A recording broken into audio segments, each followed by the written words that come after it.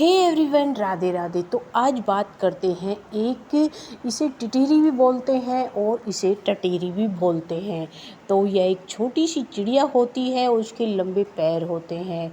तो चलिए जानते हैं। तो एक हमारे यहाँ पे खेत में वो छोटे छोटे पत्थर इकट्ठे करके, यानी छोटी छोटी ईंटें पत्थर इकट्ठे करके वो अपना जो रहने का बंदोबस्त कर रही थी। तो मैंने सोचा इस बारे में एक वीडियो बनाते हैं। चलिए जानते हैं इस वीडियो के माध्यम से टटेरी के बारे में। तो हमारे दादा दादी नाना नानी कुछ रोचक कहानियाँ सुनाते थे, तो कुछ जो हमें सुनाई है हमारे दादा दादी नाना नानी ने, तो उस बारे में हम बात करते हैं। चलिए जानते हैं टटेरी के बारे में। तो एक टिटहरी थी, यानी टटेरी समुद्र के किनारे एक गड्ढे में रहती थी। वहाँ टिटहरी ने 2 अंडे दिए। सुबह होने पर टटेरी अपने अंडों को वहीं छोड़कर दाना चुगने निकल गई। शाम को दाना चुगने के बाद जब टिटहरी वापस आई तो उसने देखा कि उसके अंडे वहाँ नहीं थे। तब उस टटेरी ने समुद्र से पूछा और समुद्र से बोली कि मैंने यहाँ अपने 2 अंडे रखे हुए थे, क्या तुमने देखे हैं? तो समुद्र हंसते हुए बोलता है कि तेरे अंडों का मुझे क्या पता। समुद्र के हंसने से टिटहरी को अंदाजा हो गया कि उसके अंडे समुद्र ने ही चुराए हैं। वह समुद्र से बोली, तुम्हारे अलावा यहाँ और कोई नहीं है, इसलिए तुम्हें ज़रूर पता है कि मेरे अंडे कहाँ हैं। तुमने ही मेरे अंडे चुराए हैं, मुझे मेरे अंडे वापस कर दो। टिटहरी की ये बात सुनकर समुद्र को हंसी आई और वह अहंकार में बोला, मुझे नहीं पता तुम्हारे अंडे कहाँ हैं, ढूंढ सकती हो तो ढूंढ लो। यह सुनकर टिटहरी गुस्से में बोली, मेरे अंडे वापस करो, नहीं तो मैं तुम्हें पूरे समुद्र का पानी सुखा दूंगी। यह सुनकर समुद्र टिटहरी पर हंसने लगा। टिटहरी गुस्से में एकटक समुद्र को देखने लगी। समुद्र की लहरें आती और जाती, परंतु टिटहरी उसे घूरती रही। टिटहरी बोली, समुद्र तुम ऐसे नहीं मानोगे, अब मैं तुम्हारा सारा पानी सुखा कर ही दम लूंगी। कहकर टिटहरी अपनी नन्ही सी चोंच में समुद्र से पानी लेती और किनारे पर डालती जाती। इस तरह करते करते उसे बेचारी को सुबह से शाम हो गई।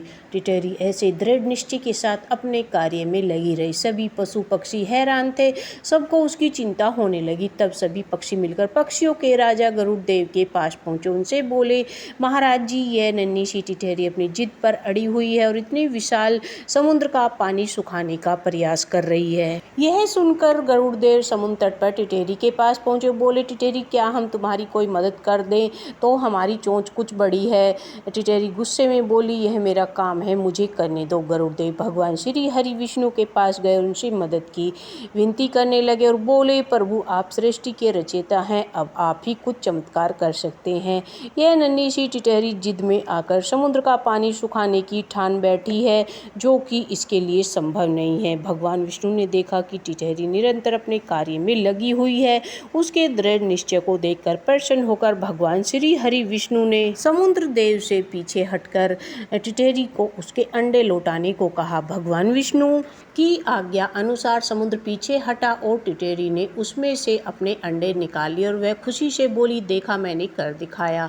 तो इस कहानी से हमें यह शिक्षा मिलती है कि कोई भी काम छोटा या बड़ा नहीं होता है।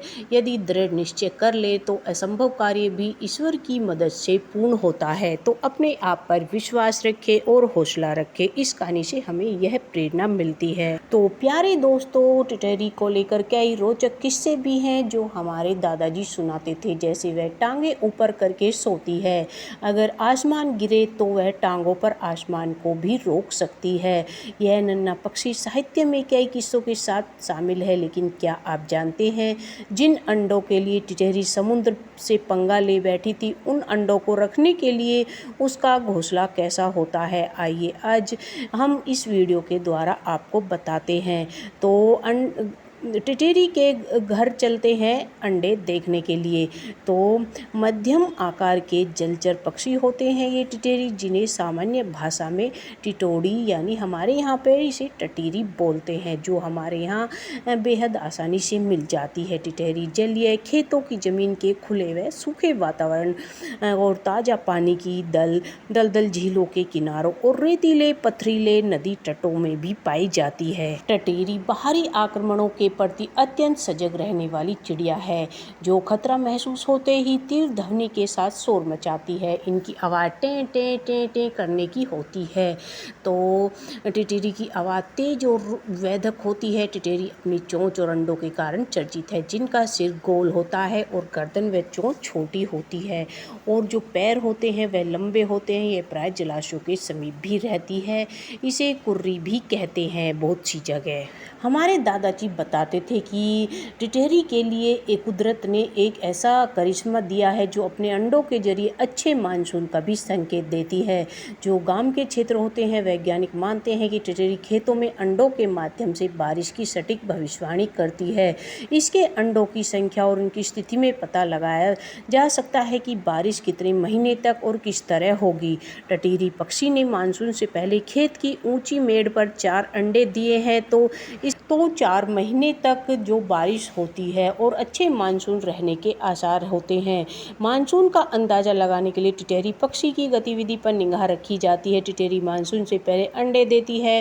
टिटरी अगर 2 अंडे देती है तो माना जाता है कि मानसून की जो अवधि है वह 2 महीने तक रहेगी। टिटरी ने ऊंचे स्थान पर अगर 4 अंडे दिए हैं तो माना जाता है कि इस बार जो बारिश का मौसम पूरे 4 महीने तक रहेगा।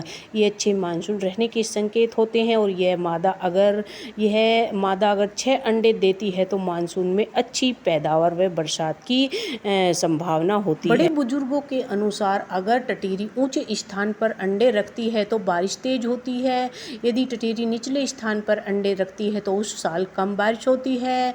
और टिटरी के अंडों का मुंह जमीन की ओर होने पर मानसून के दौरान मूसलाधार बारिश, समतल स्थान पर रखे होने पर औसत बारिश और किसी गड्ढे में अंडे दिए जाने पर सूखा पड़ने का अनुमान लगाया जाता है।